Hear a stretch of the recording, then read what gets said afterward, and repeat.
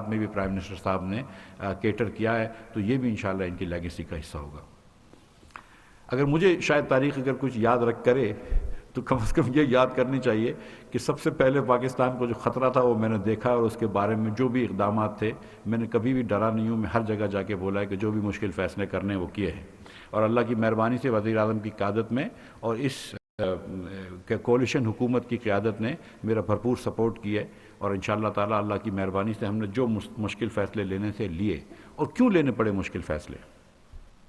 جب ہم آئے تو پاکستان کو 4 ریکارڈ ڈیفیسٹس کا سامنا تھا، 4 ریکارڈ بجٹ ڈیفیسٹس پاکستان نے کیے تھے پچھلے 4 سالوں میں۔ اس سال بھی 5,000 ارب روپیہ جو ہے وہ ہمارا ڈیفیسٹ تھا۔ پچھلے 4 سالوں میں ہم نے 20,000 ارب روپیہ قوم کو مقروض کر دیا، قوم کا قرضہ 20,000 ارب روپے سے بڑھا ہے۔ یہ آپ سب جانتے ہیں کہ میں نے یہ کہا ہے کہ پچھلے 71 سالوں میں، پہلے 71 سالوں میں پاکستان کے 25,000 ارب روپیہ قرضہ لیا گیا، اور پچھلے پونے 4 سالوں میں، 4 سال بھی نہیں، پونے 4 سالوں میں 20,000 ارب روپیہ قرضہ لیا گیا، جو کہ 80% ہے اس قرضے کا جو 71 سالوں میں لیا گیا۔ تو آج جب 2017-18 میں جب ہم چھوڑ کے گئے تھے حکومت، تو اس سال ہماری ڈیٹ سروسنگ 1,500 ارب روپے تھی، 1,499 ارب روپے ٹو بی ایگزیکٹ۔ آج ہم کو 4,000 ارب روپے ڈیٹ سروسنگ کرنی پڑ رہی ہے، کیونکہ ہمارا انٹرسٹ بھی بڑھ گیا ہے لیکن ہماری ڈیٹ ڈبل ہو گئی ہے تقریباً۔ تو آج ہم کو یہ بھی مشکل تھی۔ آپ کا جو 4 بڑے بڑے ڈیفیسٹس تھے، تو اب پاکستان اس کا متحمل نہیں ہو سکتا تھا کہ 5واں بھی اتنا بڑا ڈیفیسٹ کرے۔ دنیا بھی اس کے لیے ریڈی نہیں تھی، IMF بھی ریڈی نہیں تھا، لیکن کوئی اور ادارہ بھی ریڈی نہیں تھا کہ آپ 5-5 ہزار ارب روپے کے ڈیفیسٹس کر رہے ہیں۔ اور کیا ٹیکس ہے آپ کا؟ اس سال پاکستان کا ٹیکس ٹو GDP جو ہے وہ 8.7% ہے، جو دنیا میں کم ترین ملکوں میں شامل ہے۔ جس سال مسلم لیگ نون چھوڑ کے گئی تھی 2018 میں، اس سال پاکستان کا ٹیکس ٹو GDP 11.1% تھا۔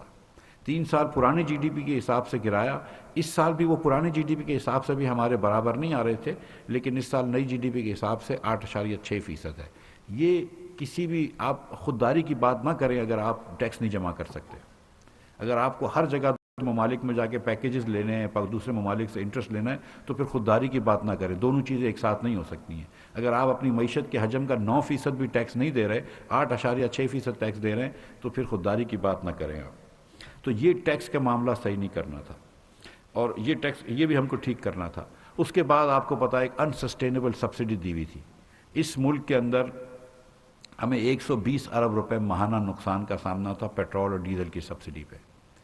حکومت چلانے کا خرچہ 40 ارب روپے ہے مہینے کا، پوری سول گورنمنٹ چلانے کا، اور صرف پیٹرول اور ڈیزل کی سبسڈی 120 ارب روپے کی ہم دے رہے تھے، جو کہ ایوریج سے امیر لوگوں کو ملتی ہے، اور وہ بینکرپٹ کر دیتی ملک کو۔ تو وہ کام اور ہمیں پتہ تھی کہ وہ بینکرپٹ کر دیتی ملک کو، اور آپ کو پتہ ہے کہ یہ حکومت بدلنے سے صرف 1 مہینے پہلے اس کو انسٹیٹیوٹ کیا گیا تھا۔ تو یہ اس کا تدارک کرنا ضروری تھا، اس معاملے کو چینج کرنا ضروری تھا، اس کے حالات کو چینج کرنا ضروری تھا۔ تو ہم نے پیٹرول مہنگا کیا، ہم نے ڈیزل مہنگا کیا، اور مجھے بڑا فخر ہے اس پاکستانی قوم سے، میری قوم سے، کہ یہ قوم سمجھی ہے، یہ قوم پاگل نہیں، یہ سمجھی ہے کہ یہ حکومت کو دشواری تھی، ملک خدا نخواستہ دیوالیے پن کی نیچ پہ تھا، اس لیے یہ کام کرنا پڑا، اور غریب لوگوں نے ہمارا ساتھ دیا ہے۔ اور جب غریب لوگوں نے ہمارا ساتھ دیا تو پھر ہم امیر لوگوں کو بھی ٹیکس نیٹ میں لے کر آئے۔ اس سال اگر ہم نے امیر لوگوں کے اوپر ٹیکس لگائیں، سپر ٹیکس لگائیں، تو میں نے وزیر اعظم کے بیٹوں کی فیکٹریوں پہ بھی ٹیکس لگایا ہے، میں نے اپنی فیکٹری پہ بھی ٹیکس لگایا، تو میں بھی ٹیکس دے رہا ہوں، وزیر اعظم بھی زیادہ ٹیکس دیں گے، ان کے بیٹے بھی زیادہ ٹیکس دیں گے، اور پوری قوم سے اب پھر ہم جا کے قربانی مانگ سکتے ہیں کہ چلو آؤ اس قوم کو آگے لے کر جانا ہے، خود کفیل بننا ہے، خوددار بننا ہے، تو پھر مل کے اس میں ٹیکس دو۔ 8.6% ٹیکس جو ہے وہ کافی نہیں ہے۔ اور ایک بات ہوتی تھی کہ انڈائریکٹ ٹیکسز نہیں لگنے چاہیے، ڈائریکٹ ٹیکسز لگنے چاہیے۔ ایک زمانے میں ہمارے اوپر بڑی کرٹیسزم ہوتی تھی مسلم لیگ کے اوپر، پھر 4 سال میں ہم نے دیکھا کہ انڈائریکٹ ٹیکسز ہی لگتے رہے، ہم نے ڈائریکٹ ٹیکسز لگائے، نان انفلیشنری ٹیکس لگائے، اور ہم نے سپر ٹیکس لگایا ہے 4% سے لے کے 10% تک، اور کس پہ لگایا 4% بھی؟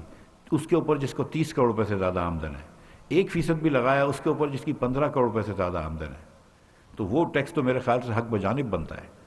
اس کے بعد، اور وہ بھی 1 ٹائم ہے 10% والے ٹیکس۔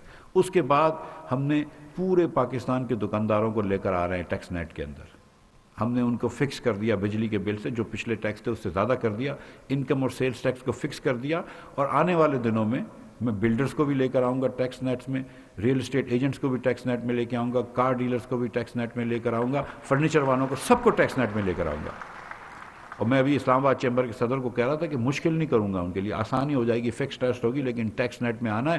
اگر آپ نے بات کرنی ہے کہ پاکستان کو خود کفیل بننا ہے تو پاکستانیوں کو اس کے اندر اپنا حصہ ڈالنا ہوگا، اور امیر پاکستانیوں کو ضرور اپنا حصہ ڈالنا ہوگا۔ اس سال یہ سب کرنے کے بعد میں آپ کو یہ بتا رہا ہوں کہ ہم ٹیکس اور لیوی کی مد میں 33% زیادہ پیسے لیں گے جو لاسٹ ایئر لیے تھے۔ I think that is a remarkable achievement اگر ہم یہ کر لیں کہ جتنے پیسے ہم نے لاسٹ ایئر لیے تھے اس سے 33% زیادہ لیں گے، 1/3 پیسے زیادہ لیں گے انشاءاللہ تعالی۔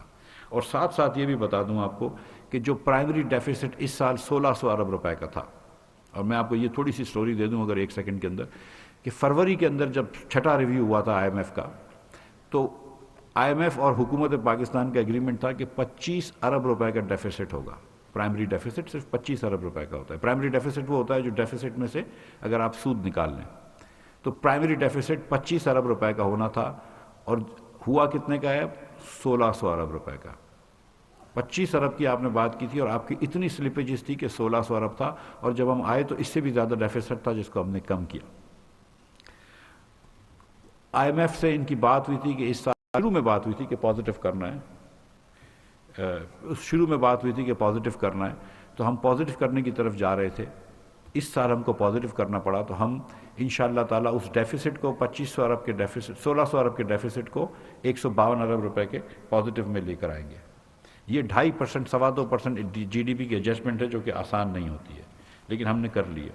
اب اللہ تعالیٰ کی مہربانی سے پاکستان دیوالیے پن کے خطرے سے نکل چکا ہے، پاکستان آؤٹ آف ڈینجر ہے، کوئی ڈیفالٹ کا اب چانس نہیں ہے۔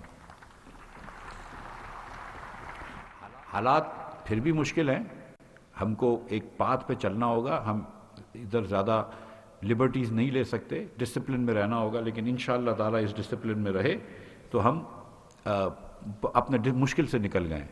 اور یہ نہیں ہے کہ صرف ہم نے مشکل کریٹ کی ہے، ہم نے آسانیاں بھی پیدا کی ہیں۔ فارماسوٹیکل کی انڈسٹری کے یہاں پہ لیڈران بیٹھے ہیں، فارماسوٹیکل کے انگریڈینٹس کے اوپر 17% ٹیکس لگ گیا تھا اور ریفنڈ نہیں مل رہا تھا، ان کے 40 ارب روپے پھنسے تھے، ہم نے کل ان کا اللہ کی مہربانی سے مسئلہ سلجھا دیا۔ ہم نے ساتھ ساتھ تمام ایگریکلچر سیڈز کے اوپر سیلز ٹیکس ہٹا دیا، ہم نے سولر پینلز کے اوپر سیل ٹیکس ہٹا دیا تاکہ ہمارے ملک میں زیادہ سولر پینل آ سکے۔ تو جہاں جہاں مسائل تھے وہاں پہ سولو کر دیے۔ پاکستان کرتا ہے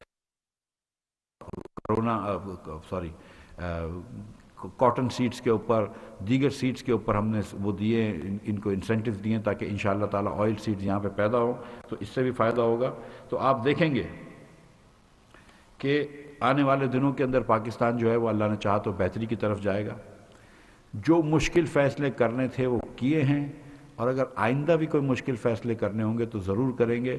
ہم ہمیشہ پاکستان کی معیشت کو، پاکستان کی سلامتی کو اپنی سیاست پہ ترجیح دیں گے، یہ ہمارا آپ سے وعدہ ہے، اور انشاءاللہ تعالیٰ کسی مشکل فیصلے سے دریغ نہیں کریں گے، لیکن پاکستان کو انشاءاللہ آگے لے کے جائیں گے۔ اور جو صاحب کی لیگیسی جو پرائم منسٹر چاہتے ہیں کہ پاکستان ایک جرنی پہ سیلف ریلائنس کی ہوگا، اس پہ ہر روز آگے بڑھتے رہیں گے۔ بہت شکریہ آپ لوگوں کا۔